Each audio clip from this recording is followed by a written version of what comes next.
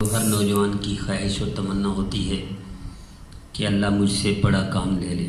آئیے آپ کو ایک راز بتاتا ہوں، یا اس کو فن کہہ دیں، یا اس کو ہنر کہہ دیں، یا اس کو گر کہہ دیں، یا اس کو راز کہہ دیں۔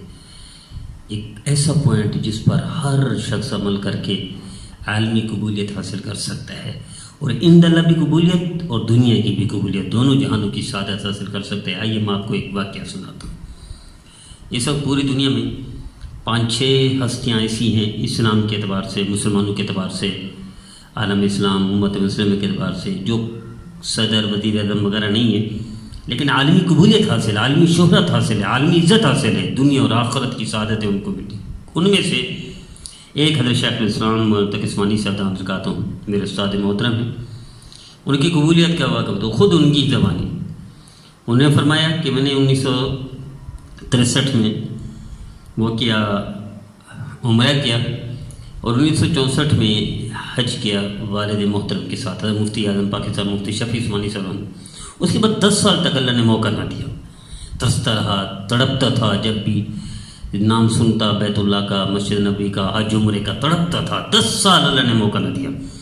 10 سال کے بعد فرماتی 1974 میں ایک شخص آیا، اس نے کہا میں حج بدل کروانا چاہتا ہوں، تو آپ کے لیے میں تیار ہوں، آپ تیاری کریں، پیسہ خرچہ میں دیتا ہوں، آپ تیاری کریں۔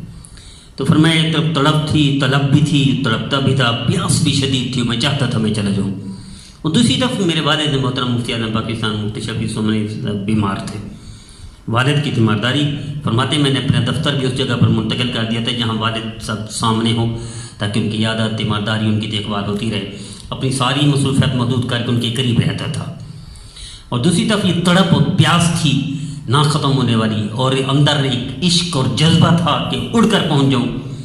تو ادھر یہ موقع بھی مل گیا، پہلے موقع نہیں مل رہا تھا، حالات ایسے نہیں تھے، مالی وسائل محدود تھے، مت انہوں نے کہہ دیا۔ تو دوسری طرف والد صاحب کو دیکھا، والد صاحب کے سامنے ذکر بھی کیا، اور ان کی بیماری کے دن چل رہے تھے۔ ہاں والد صاحب نے ارشاد فرمایا بیٹا چلے جاؤ۔ میں نے بہت سوچا کہ والد کو چھوڑ کر چلا جاؤں حج کے لیے، عمرے کے لیے، فیصلہ کر لیا میں نے نہیں جانا۔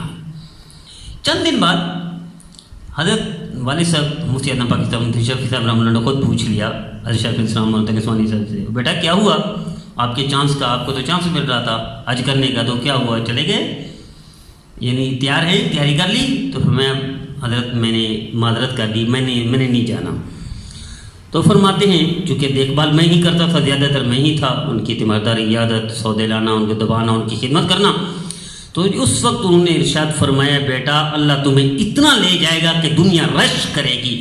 آج فرماتے ہیں حضرت شیخُلاسلام عثمانی صاحب کہ میں سال میں کم سے کم 6 دفعہ چلا جاتا ہوں، اور میرے لیے کوئی اب وہ نہیں ہے، اللہ نے اتنے چانس دیے کہ جس وقت چاہوں بیت اللہ چلا جاؤں، مسجد نبوی چلے جاؤں، اور میرے لیے دروازے کھلنے، اللہ نے اتنا استعداد فرمائی۔ وہ تو دعا تھی جو والد صاحب نے دل سے دعا کر دی تھی، اسی دعا نے میرے مقدر کو، تقدیر کو تبدیل کر دیا، مجھے عالمی وہ بھی بنا دیا، اور میرے لیے حرمین شریفین کا سفر بالکل آسان کر دیا، میرے لیے کوئی مشکل نہیں، اور میں سال میں کئی بار چکر لگا کر آتا ہوں جبکہ لوگ ترستے ہیں۔ تو میرے عزیزو آئیے، اگر آپ چاہتے ہیں حرمین کا چکر بار بار لگے، بار حاضری کی توفیق ملے، اور عالمی طور پر اللہ آپ سے کوئی بڑا کام لے لے، نمایاں کردار ادا کرنے کی توفیق مل جائے، اللہ دے دے، تو آئیے والدین کی قدر کیجیے۔